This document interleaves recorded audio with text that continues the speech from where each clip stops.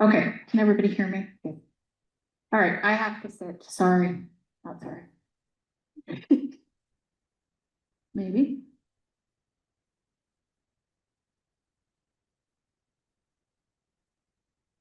Oh, went too far.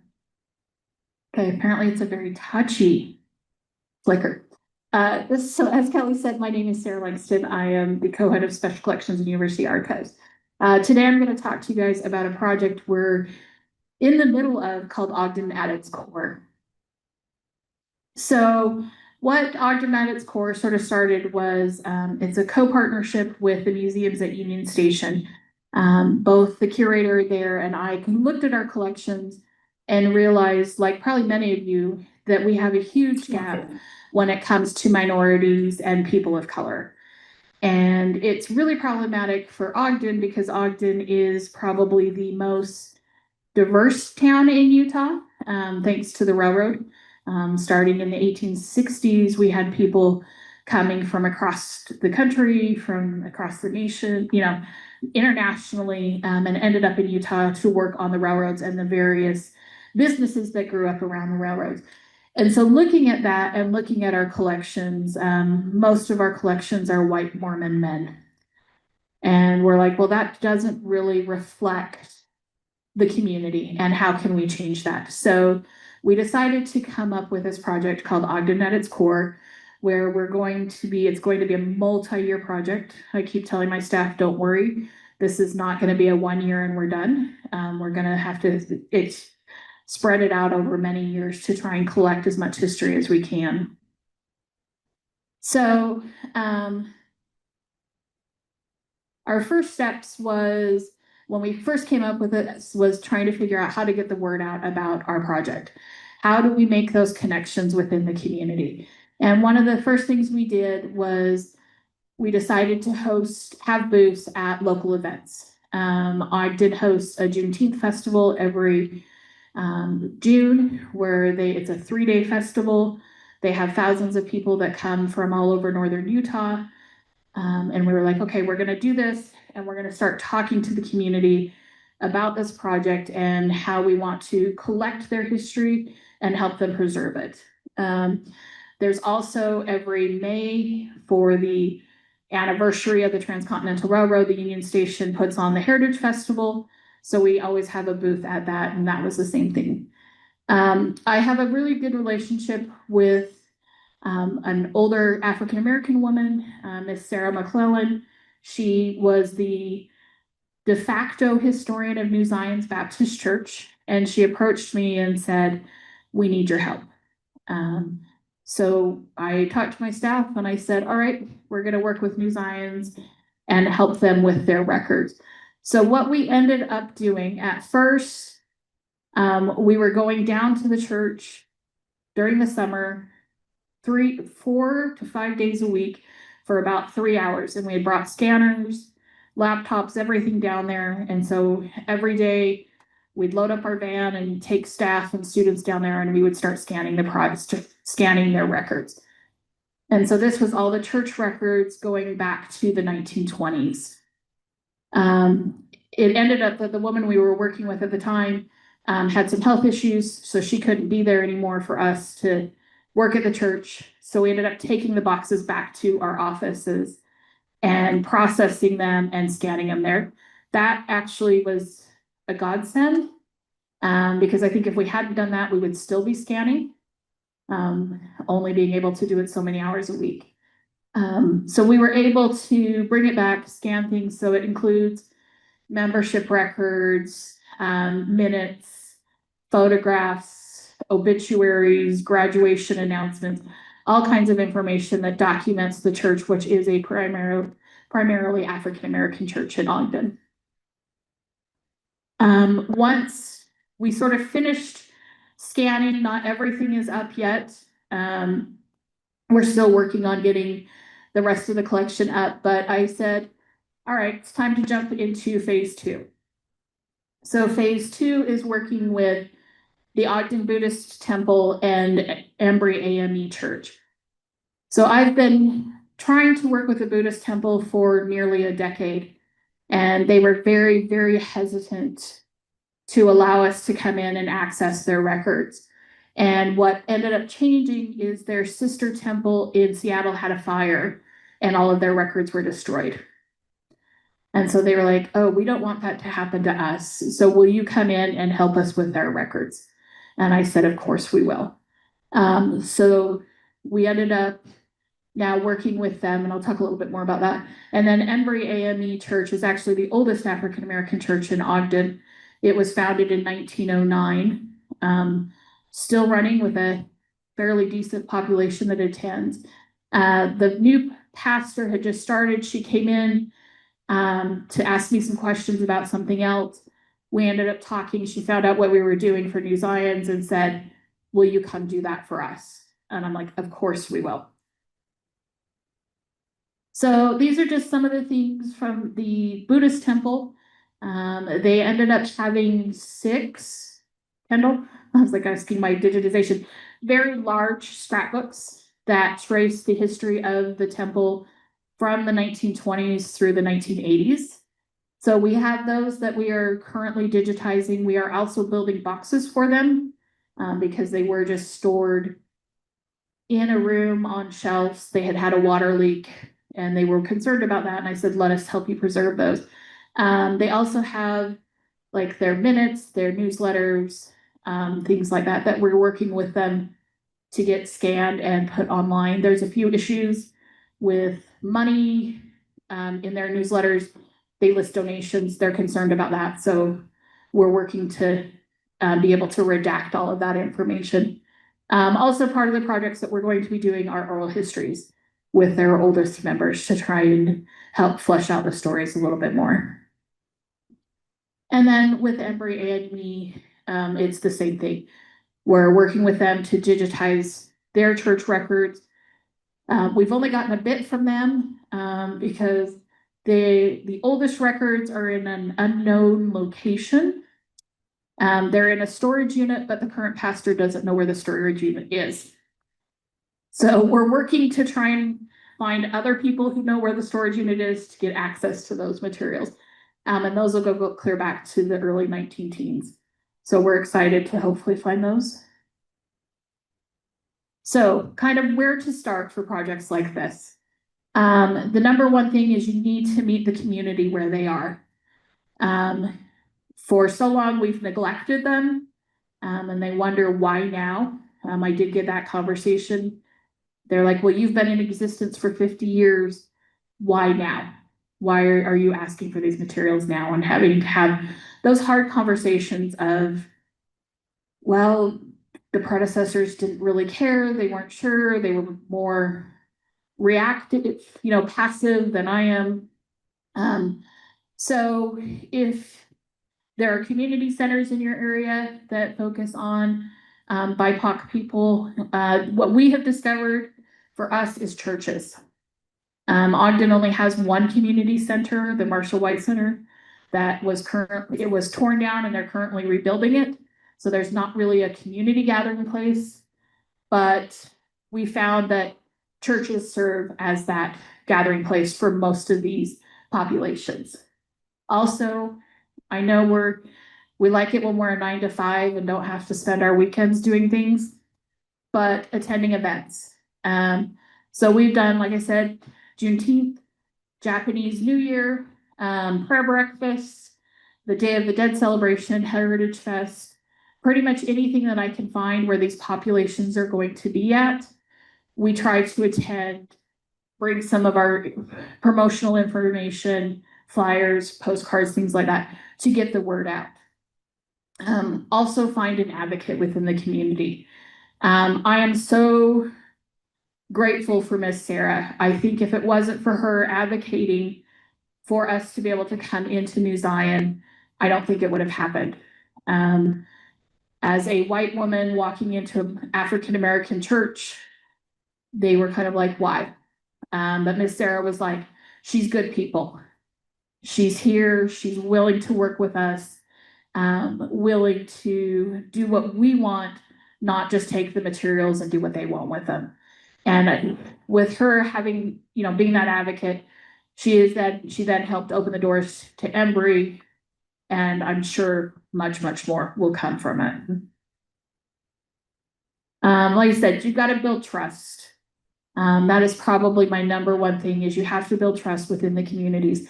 And that's having open conversations, open communication, having those hard conversations about why it has taken so long, why you care now. We also allow the partners to have control over their records.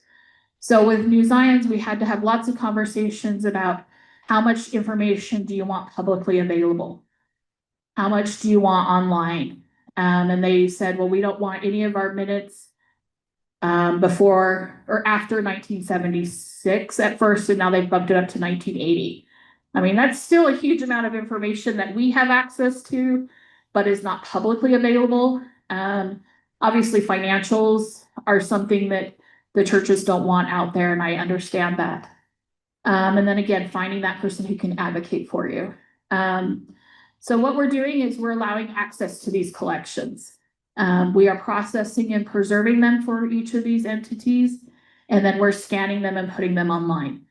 We're not going to be the owners of the materials as of yet. We have worked with previous churches who once everything was online and they had access to it, they were like, oh, come get the records. We don't want to have to deal with them anymore. You know, we can have access to them other ways. So we have hosted scanning events, and my colleagues are going to talk about that in the next session, so I won't go into too much information. But one of the things we've done is we're not only collecting the church's materials, but we're asking for members of the congregation to bring in their private personal photographs or letters, scrapbooks, anything that they have that they're willing to share with us. And we ended up with quite a few from New Zions Baptist Church that just showed up in boxes. And they were like, here, scan these and put these online. Like I said, we're going to be doing oral histories with each of the communities, obviously starting with the oldest members first, because you never know when they might be gone and you've lost that information. And funding. So funding, of course, has become a little more problematic in the last 100 days, right? That unfortunately, many of the words we'd write on our federal grants have become no-nos. Diversity, people of color, inclusion, women, you know. So if you're at a university, I would see what kind of internal funding you have. I'm lucked out with Weber State. We have a couple of grants that are available to faculty that I was able to apply for to help pay for this project.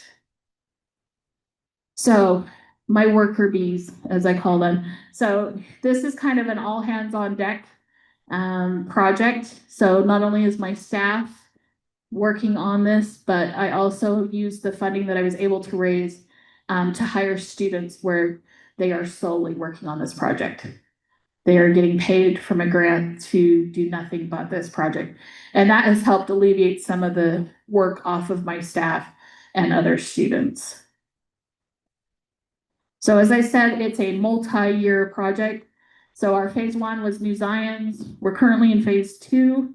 Our phase 3, we're gonna work with LUPEC, which is our Hispanic Society in Ogden, along with the Islamic Society of Ogden. And then we're gonna reach out. There's already been some interest from Ber Shalom, which is our Jewish community. And there is a Japanese Christian church that is interested as well. So are there questions? Or we can leave that till the end, I guess. Yeah, I'll let Julia go next. Oh, That's right. Just cut in when, oh, okay. You can leave it on and interject when, oh yeah, I might need that too. Thank you. So, sure, I have one technical thing at a time. There we go. Okay, good afternoon, everyone. So I'm going to be sharing about 3 collections that we were very fortunate to have donated to us at the Central Washington University Archives. And you're going to get a bit of a geography lesson to start off with, so you're welcome. Well, first of all, so the images you're looking at on this slide, this is Barge Hall. It was our first building built on our campus back in 1893. It still largely looks like that. It's pretty cool. And then February, of course, was Black History Month, and this is a picture of our window exhibit. The 1970s at Central Washington University were turbulent, as they were at most universities. And our student Senate president was African American and did an amazing job. And we were lucky enough to do an oral history interview with him. He lives in the Seattle area. And so we were just showing some of the ephemera and images from that time in the 1970s. Okay, so what I'm going to share with you all, I'm sure, is just very unique to the Central Washington University archives. So first of all, the archives was established in 2005. I share this because the university was established as Washington State Normal School in 1891. If you would like to know where our articles of incorporation are, so would we. We don't know where those are. Don't know a lot about our very first principal, early students, early faculty, but maybe one day they'll show up. Our collecting areas, in addition to being the official repository for the university, we focus on regional history. If you look at a map of Washington State, which I'll show you in a minute, the Cascade Mountain Range literally cuts the state in half. And so if you're talking to a Washingtonian, they're like, oh yeah, you know, over on the west side is this restaurant. They're talking about the west side of the mountains. And I live on the central, the east side of the mountains. So pretty cool how it literally divides the state in half and geographically speaking. So regional history, rare unique books on the Pacific Northwest, books by members of the central community and local community. Every time we purchase a book by a faculty author or student author, and I'm like, well, come in and sign it. And they're like, you want me to sign it? I'm like, yes, this is important. And so they're really happy about that. And then we're happy about it. So I'm in Kittitas County, which is in the middle of the state and which is huge. It's over 2,300 square miles. And it goes from just east of Ellensburg all the way up to the Cascade Mountains to this little town known as Snoqualmie. And you may have heard of Snoqualmie Pass. It's this treacherous pass you have to drive over, which is tons of fun in the winter. And you always look and see if the pass is closed before you venture to Seattle. So our area is not diverse. I was looking at the demographics today, and from the last census, there's 44,000 people who live in the area. 89% of them are white, and then Asian, African American, Hispanic. Something unique about Upper Kittitas County is this little town known as Roslyn. How many of you watch Northern Exposure? That's it? It's a really good show. Go watch it on Netflix. It's hilarious. I promise, it's really good. So Northern Exposure, which took place in Sicily, Alaska, was filmed in Roslyn, Washington. This is a picture. Oh, I keep forgetting to click ahead. I am sorry. There we go. This is a picture from the opening credit of Northern Exposure, and that sign on the wall is still there and is a major photo op for people visiting Roslyn. But Roslyn was established in 1886 when coal was discovered, and then the Northern Pacific Railroad was established, and it brought in miners. And a cool thing about the coal mines is that it brought in all types of ethnicities, about 24 different ethnicities. And they each had their own community. That was where they socialized, they gathered.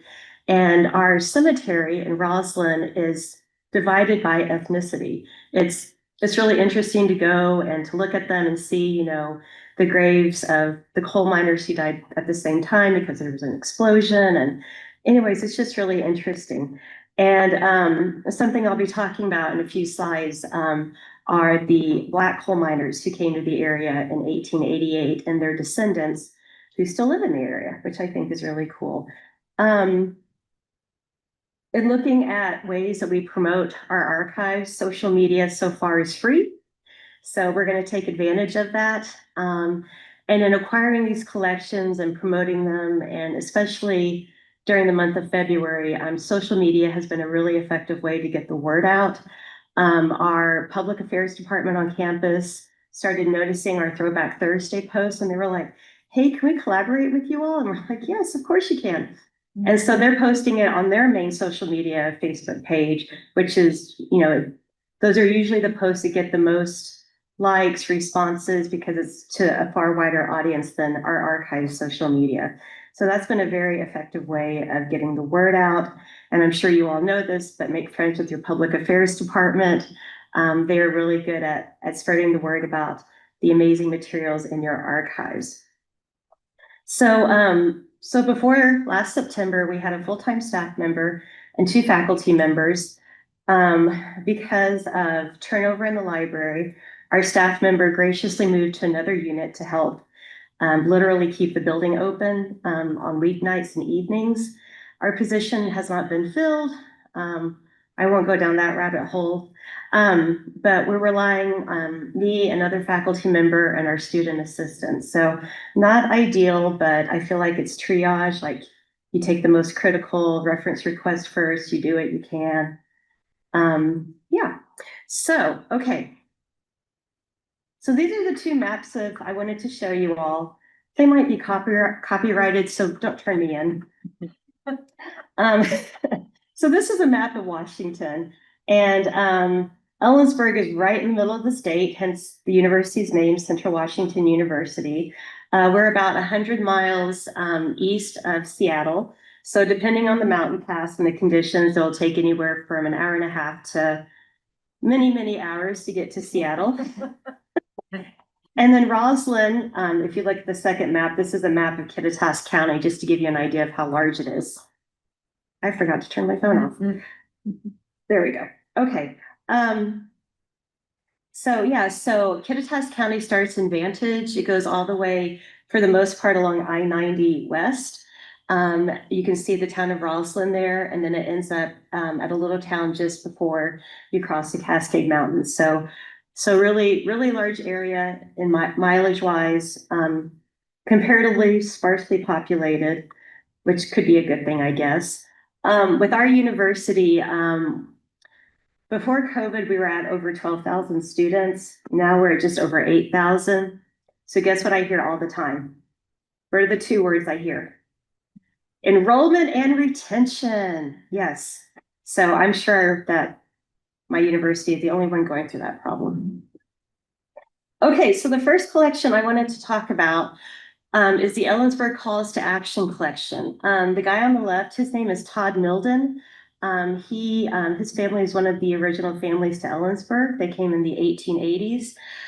Todd is a faculty member in our Law and Justice Department. And following the murder of George Floyd in May 2020, he created this group called the Ellensburg Calls to Action. Let's come together. Let's share, how we feel about this tragedy. Let's talk about the importance of Black Lives Matter and equality and justice for our neighbors. And so his group began doing protests. They began doing community solidarity events, providing this community of support, of inclusion. And so the picture on the far right are some of the posters that Todd donated to the archives. So I'm very lucky in that at Central we have a Museum of Culture and Environment.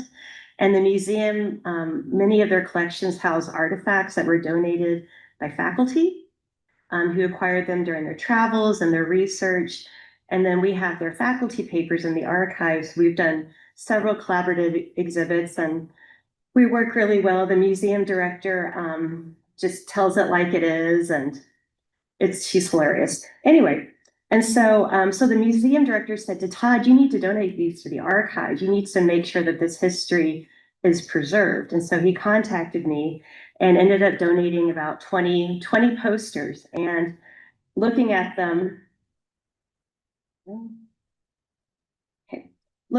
especially the one in the middle, the Black Lives Matter, you can tell they're not in great shape.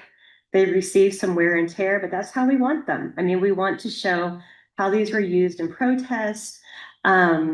So yeah, so Black Lives Matter, and then the one on the far right is a quote from Dr. Cornel West. Um, and then something that we did, of course, we took pictures of the posters. We housed some acid-free paper before putting them in our map cases. And we looked at ways of getting the word out about these posters, about documenting this history, because we wanted to also try and capture oral histories from people who participated in these protests, who created these posters. You know, why did you create what you created? And so in January of 2022, we were still coming off of COVID and many of our events were still virtual. And so the Museum of Culture and Environment did this talk where Todd, the donor of the collection, was talking about why it was important to preserve this history. I was talking about why it was important to make it accessible, you know, how we learn from the past. And it was attended by students, and it was just it was a good time to come together and support one another and, you know, talk about the George Floyd tragedy that had brought this about and how we needed to do what we could to make sure that didn't happen again and how we needed to preserve this history so that future generations will see what happened. Um, so yeah, so it was a great collaboration. It was a great virtual session. The archives did an exhibit of the posters, I think, in February of 2022. And then that spring, the Museum of Culture and Environment borrowed the posters and did an exhibit as well. And so it was just great having this additional opportunity to collaborate on an exhibit, to have a wider audience see these posters that were on display. And so if there's a museum in your community or at your university, collaborate with them, talk with them. They're probably looking at ways to promote what they have, just like what you're doing. Okay, so that's calls to action. Okay, so this delightful lady that you're seeing pictures of is Ethel Craven Sweet. So like I said, Roslyn was founded in 1886 with the discovery of coal. The trains came in bringing in miners and different nationalities. And in 1888, there was a miners' strike. They wanted better wages, better living conditions. Rather than work with them, the Northern Pacific Coal Company advertised these great job opportunities to African Americans in the South, post-Civil War South. You know, come west and have a job, have a house. And so about 300 Black families got on trains and came out to Roslyn. And they got out here and found out that they had been given false information. They had been brought here to try and take over the mining and to get the white miners to come back to work. And it was a huge mess. But one of the first families that came out were the Cravens. And about 10 years later, in the 1890s, many of the African American families left Roslyn. They just didn't want to deal with it anymore. Many of them went to Spokane, which is in eastern Washington state, but the Cravens stayed. And Ethel Craven's mother and grandmother founded the Roslyn Black Pioneers Group. And they have an annual picnic where they celebrate their heritage and their history. And so this is Ethel. And she was born in 1935, which means she turns 90 this year. And in 2022, she brought over all of her records documenting her family's history. She brought her journals, her letters, materials documenting the creation and the continued success of the Roslyn Black Pioneers. And this is really funny. My colleague Marty tried to do an oral history interview with her, but she kept walking around the room and talking about the collections. So it's fun to watch. Um, and and so she traveled from Auburn, which is near Seattle. So she traveled about an hour and a half to get to Ellensburg, and her van was just filled with boxes. And so Marty's helping her get the boxes out, and he notices the stuffed animal in her passenger seat, and he starts to remove it. And Ethel's like, "Don't touch it! Don't touch it! I have that there so I can drive in the carpool lane." Okay, Ethel. Okay. Hope that's working out for you. But she donated her collection. These are the links to the finding aid for the collection. And she's done 2 oral history interviews with us. And are just fascinating, sharing about her life, sharing about, you know, how difficult it is to be an African American woman. She talks about she's been married 5 or 6 times. She said she's done with that. But those are the links to her collection. In spring of 2023, I was on sabbatical. My colleague Marty planned and held a reception in her honor to celebrate, you know, her collection being processed, there being a finding aid available. And so on the far right, she's looking at an exhibit of her work. And our student assistants were really great because they helped with the arrangement and description of the collection. It was a huge collection. I think now it's 30 document boxes, I want to say. But without their help and arrangement and description, I mean, I'm sure it still would not be processed. Okay. Let's see. And this is another picture of Ethel. After her collection was processed, she's really happy there. The first time I met her when she came into the archives, you know, I was like, you know, it's so nice to meet you. And I was going to shake her hand. And she's like, I don't shake hands. And I'm like, okay, I'm sorry. And she's like, no, I hug. Okay, all right, that's good. But the collection includes letters written to her, thanking her for documenting the heritage of African Americans in Roslyn. This was written to her from a child, so we blacked out the name back in 1994, and they're just thanking her for sharing about their heritage, and you know, they're sharing that they enjoyed learning about it. I'm just checking my time here. All right. Okay. And then the last collection I wanted to talk about is the Lucy Breckenridge Diary. So this is a picture of Lucy, and we're not sure if it's her son Henry or her stepson Cornelius, and we're not sure of the year of the photo. But Lucy was born into slavery in 1855 in Virginia. She married her husband, Henry Breckenridge, in 1871. So she was 15 or 16 when she married, which, wow. Their child, Henry, was born in 1877. And in 1888, they were one of the families that traveled by train to come to Roslyn. Lucy had her daughter Mary in 1889. And in 1999, they decided, you know, this is just too much. Let's move to Spokane.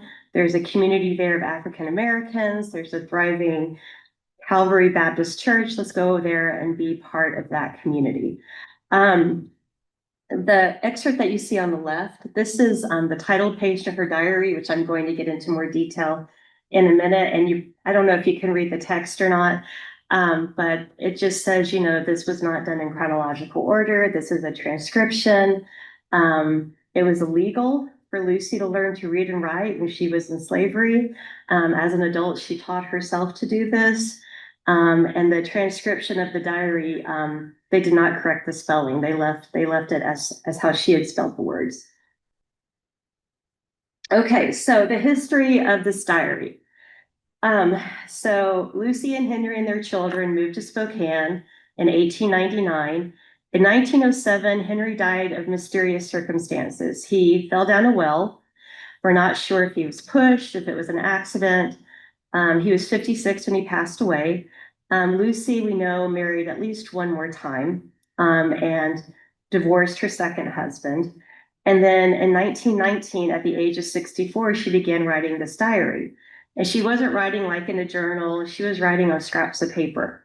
So she'd write down her dreams, her everyday life, and then she'd tape the scrap of paper to the wall. She didn't date it, so that's why the transcription of the diary is not in chronological order. But we know that she started it in 1919, and then her last entry is in 1929. She talks about, you know, how hard it is to make ends meet. She raised chickens, she sold eggs, she had fruit that she sold as well. She often talked, there was a time when her pipes burst in her house, and she talks about how cold it is. But she was always very, very grateful for what she had. And she regularly attended Calvary Baptist Church. And she had these amazing dreams that she could remember so vividly and write them down. I mean, it's amazing that she could do that. And she talks about dreaming of somebody dying, and then a few weeks later, she finds out they've suffered a stroke and passed away. She talks about having a dream where someone said, come with me, we're going to a better place. And she's like, well, what better place is it than being in my home? And so it's really cool. And she also talks about the discrimination she encountered as an African American woman, how she might be visiting a white female and they would only let her in the kitchen, they wouldn't let her into the rest of the house. And it's really interesting to have this firsthand account of what life is like for her in Spokane. Okay, so in 2021, that we have a very devoted advocate and donor for the archives. His name is Ty Fellon. This is his Facebook post on the far right there. Ty is a local historian, and his research passion is African American baseball. He wrote a book on it. That's not his book, but he wrote a book on it, and he's always doing research. And he found this diary on eBay that had been written by the former wife of Charlie Allen, who played for the Spokane African American baseball team in the 19 teens and 1920s. The picture on the far left is just showing this is just in an 8.5 by 11 binder.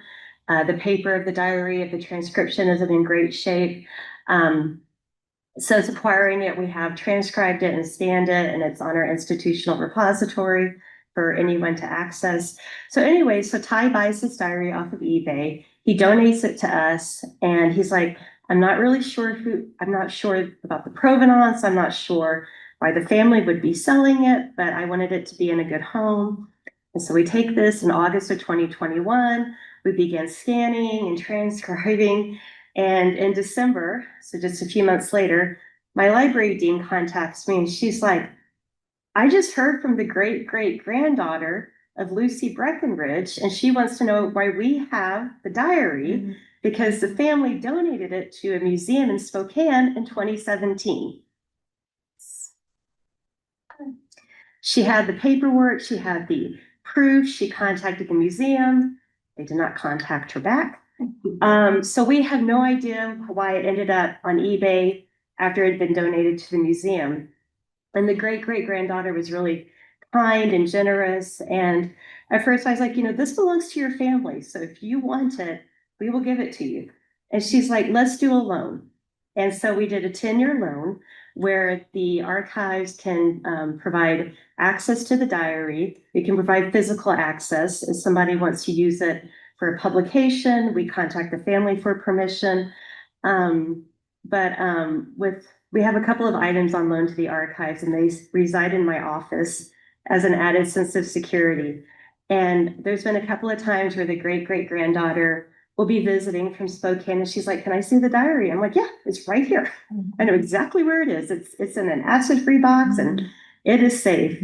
But she was really great, and her mother, who is Geraldine Williamson, who wrote the book in the middle, African Americans in Spokane, has very vague recollections of Lucy because Lucy passed away in 1940, and Jerry Lynn just remembers very vaguely her great grandmother.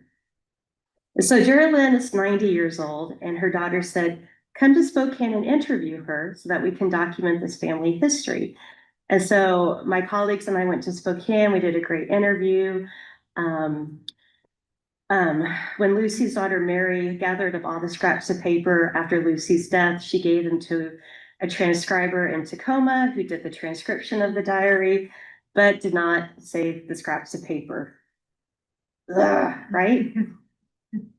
So having this diary, we use it for instruction sessions. We promote it on social media. We remind students if you're looking for a research project, this is a tremendous primary source. And Julie, the great great granddaughter, and I stay in constant email communication. She'll say, Happy New Year. This is what's going on. How are you doing? And it's just, maintaining this trust and letting them know that we have the diary. We know exactly where it is. Nothing's happening to it. And what a blessing it is to have this amazing treasure. So it's been a really great ongoing relationship. Let's see. So I had included all these hyperlinks, thinking I would just be clicking up here on the platform. But anyways, and so if you want to take pictures of these, if you'd like me to send you my PowerPoint so you can do the links. This is our community projects collection in our institutional repository ScholarWorks.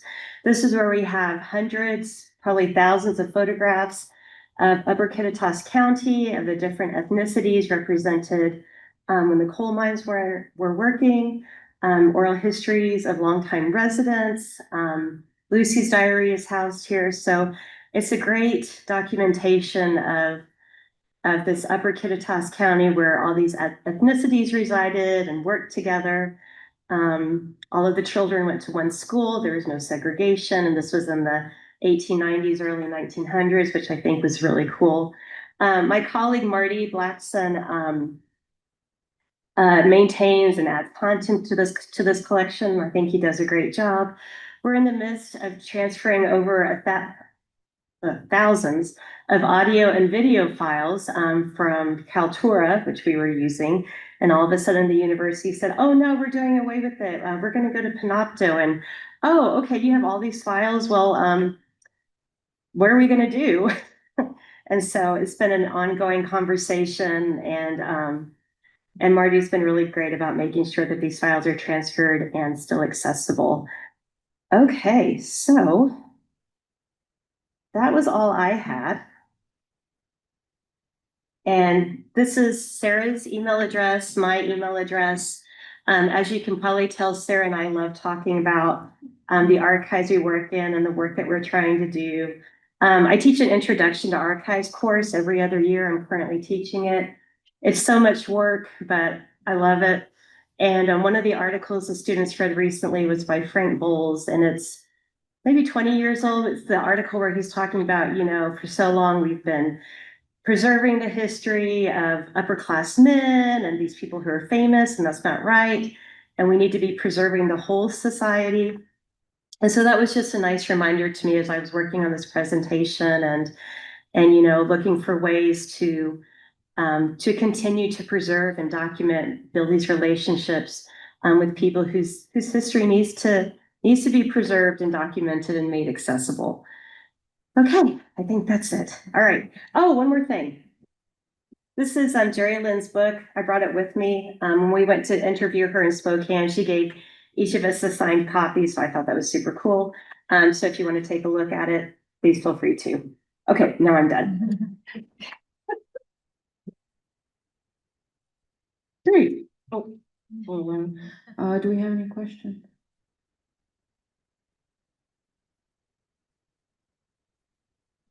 Oh, come back there.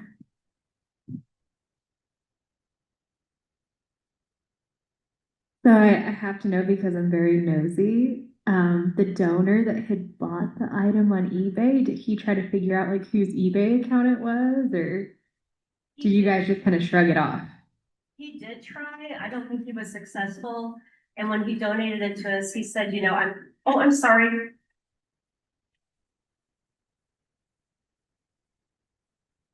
He could not find the origin of the buyer, and he felt rather uneasy about donating it to us, but it all worked out, I think.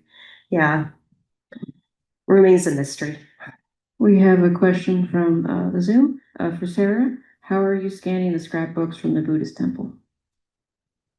Oh, yeah. Yep. This might be better answered by my digitization staff. So we actually, with the scrapbooks, we have a oversized scanner.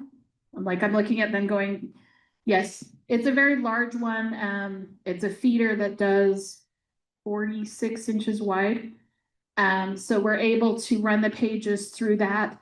The ones that have, which as I'm sure all of you who deal with scrapbooks have, they paste in booklets and programs and things. So those we're taking into our photo lab, and the students are shooting each page individually. But yeah, that's how we're doing our big oversized scanner scrapbooks. Any other question? Okay, I'll check one more time on Zoom. But thank you again, and let's give our presenter. Thank you, guys. Round of applause.